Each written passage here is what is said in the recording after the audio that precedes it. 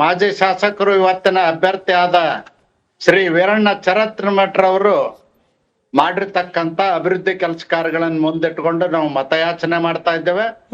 ಜನ ರೋಷ ಹೋಗಿದ್ದಾರೆ.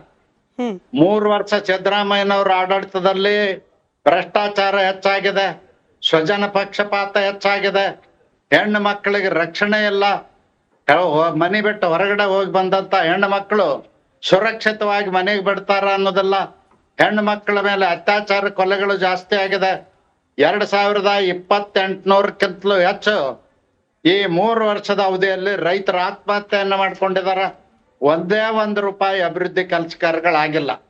ಮತ್ತು ನಮ್ಮ SC ST ಅನುದಾನ 53,000 ಕೋಟಿ 3 ವರ್ಷದಲ್ಲಿ ದುರುಪಯೋಗ ಮಾಡ್ಕೊಂಡದ್ದು ಸಿದ್ದರಾಮಯ್ಯನವ್ರ ಸರ್ಕಾರ. ಹೀಗಾಗಿ ಇಷ್ಟೆಲ್ಲ ನಿಜವಾಗ್ಲೂ ಕಾಂಗ್ರೆಸ್ ಕಡೆಗೆ ನೆಗೆಟಿವ್ ಅಂಶಗಳಿದ್ರೆ ಬಿಜೆಪಿ ಯಾಕೆ ಉಚ್ಚಾಟಿತ ನಾಯಕನನ್ನ ಕರ್ಕೊಂಡ್ ಬಂದು ಪ್ರಚಾರ ಮಾಡಿಸುವಂತಹ ಅನಿವಾರ್ಯ ಪರಿಸ್ಥಿತಿಗೆ ಹೋಗ್ಬಿಟ್ಟಿದೆ? ವಿಜೇಂದ್ರ ಅವರ ಲೀಡರ್ಶಿಪ್ ಬಗ್ಗೆ ನಂಬಿಕೆ ಇಲ್ವಾ? ಕೇಳಿ, ನಾವು ಯಾರಿಗೂ ಬರ್ಬೇಕು ಅಂತ ಹೇಳಿಲ್ಲ. ಯಾರು ನಮ್ಮ ಪಕ್ಷದ ಬಗ್ಗೆ ವಿಶ್ವಾಸ ಇದೆ, ಯಾರು ನಮ್ಮ ವೀರಣ್ಣ ಚರಂತಿಮಠರ ಕೆಲಸ ಕಾರ್ಯಗಳನ್ನ ನೋಡಿದಾರೆ ಅಂತವ್ರು ಎಲ್ಲರೂ ಬಂದು ನಮಗ್ ಸಹಾಯ ಮಾಡ್ತಾ ಇದ್ದಾರ.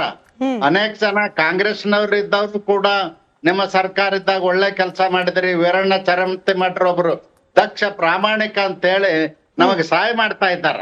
ಚುನಾವಣೆ ಇದು. ಬಟ್ ಯತ್ನಾಳ್ ಅವರನ್ನ ವಾಪಸ್ ಪಕ್ಷಕ್ಕೆ ಕರೆಸ್ಕೊಳ್ಳೋಕೆ ಬಾಗಲಕೋಟೆ ಒಂದು ರಹದಾರಿ ಆಗತ್ತೆ ಅನ್ನೋ ಮಾತು ಕೂಡ ಕೇಳೋಕ್ ಸಿಗ್ತಾ ಇದೆ.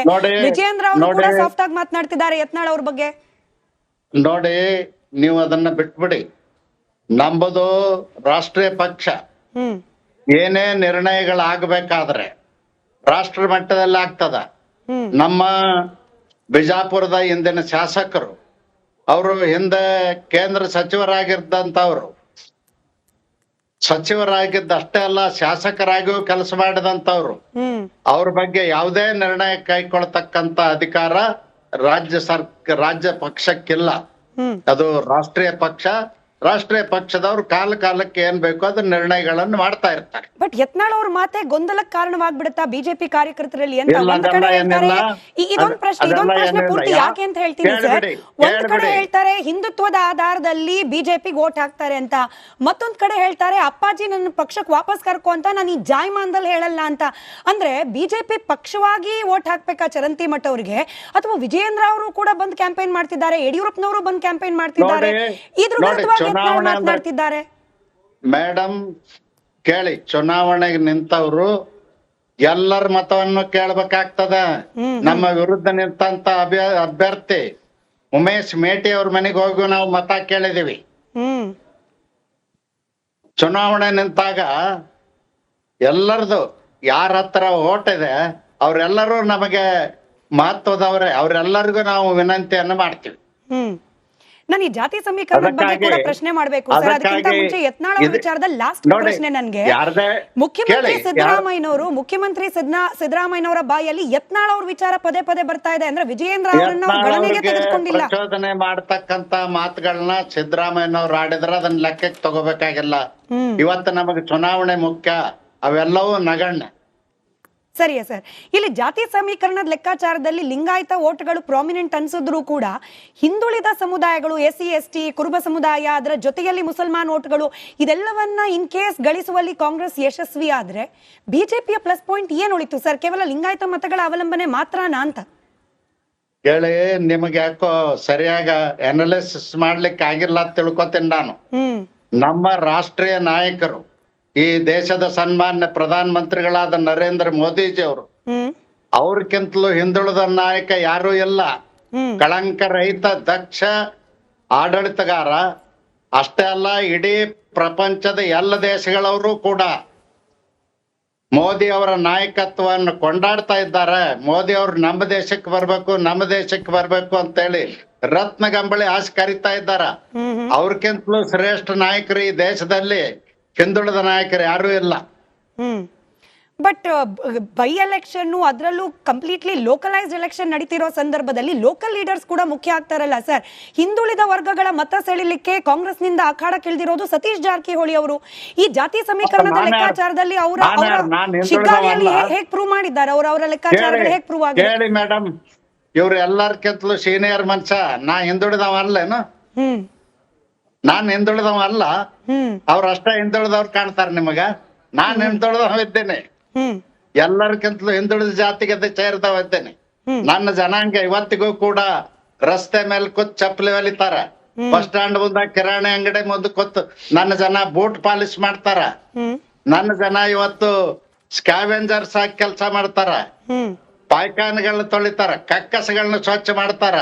ನನ್ನ ಜನ ಅವ್ರು ಆ ವರ್ಗದಿಂದ ಬಂದೇನಿ. ನನಗಿಂತಲೂ ಹಿಂದುಳಿದ ನಾಯಕರು ಯಾರಿಲ್ಲ. ಸೊ ಈಗ ಯಡಿಯೂರಪ್ಪನವ್ರು ಹೇಳ್ತಿದ್ದಾರೆ 10,000 ಮತಗಳ ಅಂತರದಿಂದ ಗೆಲುವು ನಿಶ್ಚಿತ ಅಂತ ಬಾಗಲಕೋಟೆಯಲ್ಲಿ. ನಿಮ್ಮ ಅಂದಾಜು ಏನ್ ಸರ್? ಆನ್ ಗ್ರೌಂಡ್ ವರ್ಕ್ ಮಾಡ್ತಿದ್ದೀರಿ, ಇನ್ಚಾರ್ಜ್ ಇದ್ದೀರಿ, ನಿಮ್ಮ ಅನಾಲಿಸಿಸ್ ಏನು? ಗೆಲುವು ನಮ್ಮದೇ, ಗೆಲುವು ನಮ್ಮದೇ. ನಾವು ಲೆಕ್ಕ ಹಾಕುವಾಗ ಯಡಿಯೂರಪ್ಪನವ್ರು 10,000 ಹೇಳಿರ್ಬೋದು, 50,000 ಅಂತರದಿಂದ ಗೆಲ್ತೀವಿ ಅಂತ ಹೇಳ್ತೀನಿ. 50,000 right sir. Anyway thank you so much republic ಕನ್ನಡದ ಜೊತೆಯಲ್ಲಿ ಇಷ್ಟೊತ್ತು ನೀವು ಮಾತನಾಡಿದ್ದಕ್ಕೆ. ಹಾಗೆ ನಿಮ್ಮ ಚುನಾವಣಾ ಪ್ರಚಾರ ನಿಮಗೆ ನಿಮ್ಮ ಪಕ್ಷಕ್ಕೆ ಗೆಲುವನ್ನು ತಂದ್ಕೊಡ್ಲಿ ಅಂತ ನಾವು ಕೂಡ ಆಶಿಸ್ತಾ. Thank you. ಕಮಿಂಗ್ ಬ್ಯಾಕ್, ನಮ್ಮ ಚಿತ್ತಾಲೆ ಸರ್ ಕೂಡ ಒಂದಷ್ಟು ಆನ್ ಗ್ರೌಂಡ್ ಅನಾಲಿಸಿಸ್ ಅನ್ನ ಮಾಡ್ತಾ ಇದ್ರು. ಇದನ್ನೆಲ್ಲ ಗಮನಿಸಿ ಕಶ್ಯಪ್ ಸರ್, 50,000 ಮತಗಳ ಅಂತರದಲ್ಲಿ ಗೆಲ್ತೀನಿ, ಯಾಕೆಂದ್ರೆ ಜಾತಿಗಳ ಬಲ ಇದೆ. ಯಡಿಯೂರಪ್ಪನವ್ರು ಬಂದಿದ್ದಾರೆ, ಕುಮಾರಸ್ವಾಮಿ ಅವರು ಬಂದಿದ್ದಾರೆ, ಯತ್ನಾಳ್ ಅವರು ಕೂಡ ಬಿಜೆಪಿ ಅಭ್ಯರ್ಥಿ ಪರವಾಗಿ ಪ್ರಚಾರ ಮಾಡ್ತಿದ್ದಾರೆ. ಸೊ ಆನ್ ಗ್ರೌಂಡ್ ನಮ್ಮ ಪಕ್ಷದ ಫೇವರ್ ಆಗಿ, ಅಂದ್ರೆ ಬಿಜೆಪಿ ಪಕ್ಷದ ಫೇವರ್ ಆಗಿ ಮತದಾರರು ಬರೋದ್ರಲ್ಲಿ ಸಂದೇಹ ಇಲ್ಲ. ಇದು ಬಿಜೆಪಿ ಮಾತು. ನೋಡಿ, ಒಂದು ಉದಾಹರಣೆ ಕೊಟ್ಬಿಡ್ತೀನಿ. ಅಭಿವೃದ್ಧಿ ಇಟ್ಕೊಂಡು ನಾವು ಓಟ್ ಕೇಳ್ತೀವಿ ಅಂತ ಕಾರಜೋಳ ಅವರು ಹೇಳ್ತಾ ಇದ್ರು. ಇವರು ಬಿಜೆಪಿ ಸರ್ಕಾರದಲ್ಲಿ ಮೇಜರ್ ಇರಿಗೇಷನ್ ಮಿನಿಸ್ಟರ್ ಆಗಿದ್ರು. ಆ ಭಾಗದ ಬಹುದಿನದ ಸಮಸ್ಯೆ ಆಲ್ಮಟ್ಟಿ ಡ್ಯಾಮ್ನ ಎತ್ತರಿಸಲಿಕ್ಕೆ ಆ ಸಮಸ್ಯೆಯನ್ನು ಆ ರೈತರಿಗೆ ಪರಿಹಾರ ಕೊಡಕ್ಕೆ ಒಂದು ಇತಿಶ್ರೀ ಆಡಲಿಲ್ಲ ಇದೇ ಕಾರಜೋಳ ಅವರು. ಇನ್ನೂ ಕೂಡ ಗೆಜೆಟ್ ನೋಟಿಫಿಕೇಶನ್ ಕೇಂದ್ರ ಸರ್ಕಾರದಲ್ಲಿದೆ, ಇನ್ನೂ ಸೈನ್ ಮಾಡಿಸಿಲ್ಲ ಅವರು. ಯಾವ ಮಕ ಇಟ್ಕೊಂಡು ಅವರು ವೋಟ್ ಕೇಳ್ತಾರೆ? ನಮ್ಮ ಸರ್ಕಾರ ನಾವು ಮಾಡಬೇಕಾಗಿರೋದು ಕಾರ್ಯವನ್ನು ನಾವು ಮುಗಿಸಿದ್ವಿ. ಲ್ಯಾಂಡ್ ಅಕ್ವಿಸೇಷನ್ 30 ಲಕ್ಷ 40 ಲಕ್ಷ ಒಂದು ಕಾಂಪನ್ಸೇಷನ್ನ ಫಿಕ್ಸ್ ಮಾಡಿ ಕೆಲವೊಂದು ರೈತರಿಗೆ ಪ್ರೋಗ್ರಾಮ್ ಮಾಡಿ ನಾವು ಡಿಸ್ಟ್ರಿಬ್ಯೂಷನ್ ಯಾರು ಮುಂದೆ ಬಂದು ಅವ್ರ ಲ್ಯಾಂಡ್ಗಳನ್ನ ಕೊಡ್ತಾರೋ ಅವ್ರಿಗೆ ನಾವು ಹಂಚ್ತಾನೂ ಇದೀವಿ. ಇವ್ರಿಗೆ ಆ ಭಾಗದ ಶಾಸಕರಾಗಿ, ಮಂತ್ರಿಗಳಾಗಿ, DCM ಆಗಿ, ಆ ಇಲಾಖೆಯ ಸಚಿವರಾಗಿ ಆ ಸಮಸ್ಯೆಯನ್ನು ಬಗೆಹರಿಸಲಿಲ್ಲ. ಯಾವ ಮಕ ಇಟ್ಕೊಂಡು ಹೋಗಿ ಓಟ್ ಕೇಳ್ತಾರೆ ಮೇಡಮ್ ಇವರು ಬಾಗಲಕೋಟೆಯಲ್ಲಿ? ಯಾವ ಮಕ ಇಟ್ಕೊಂಡು ಓಟ್ ಕೇಳ್ತಾರೆ? ಸೆಕೆಂಡು, ಇವರು ಯಾರು ನಮ್ಮ ಕಾರಜೋಳ ಅವರು ಬಾಗಲಕೋಟೆ ಅವರು. ಯತ್ನಾಳ್ ಕರೆಸೋ ಅಷ್ಟು ಬ್ಯಾಂಕ್ ರಪ್ಟ್ ಆಗಿ ಹೋಗಿದೆ ಬಿಜೆಪಿ. ನಾನು ಓಟ್ ಕೇಳ್ತೀನಿ. ಮಿತ್ರನ ಪರವಾಗಿ ಬಂದು ಪ್ರಚಾರ ಮಾಡ್ತಿದ್ದಾರೆ. ನಾನು ಹಳೆ ಪ್ರಶ್ನೆ ರಿಪೀಟ್ ಮಾಡ್ತೀನಿ ಸರ್. ಮುಖ್ಯಮಂತ್ರಿ ಸಿದ್ದರಾಮಯ್ಯ ಅವರಿಗೆ ಭಯಾನ ಯತ್ನಾಳ್ ಅವ್ರನ್ನ ಕರೆಸಿರೋದು?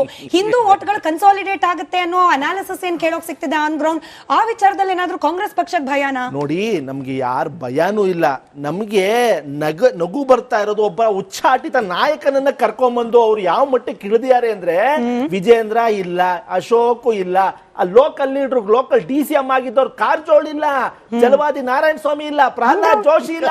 ಯಾವ ಮಟ್ಟಿಗೆ ಬ್ಯಾಂಕ್ ರಪ್ಟ್ ಆಗಿದೆ ರಾಜ್ಯ ಬಿಜೆಪಿ ನಾಯಕರು ಅಂತ ಎಲ್ಲಿದ್ದಾರೆ? ಇದ್ದಿದ್ರೆ ಯಾಕೆ ಅಲ್ಲ ಸಸ್ಪೆಂಡ್ ಮಾಡೋದೇನೋ ಪುನಃ ಕರ್ಕೊಂಡ್ಬಂದು ಭಿಕ್ಷೆ ಬಿಟ್ಬಿಟ್ಟು ಅಯ್ಯೋ ಬನ್ನಿ ನಮ್ಗೆ ಓಟ್ ಕೇಳಿ ಯಾವ ಮಟ್ಟಕ್ಕೆ ಬಿಜೆಪಿ ನಾಯಕರು ಹೋಗಿದ್ದಾರೆ?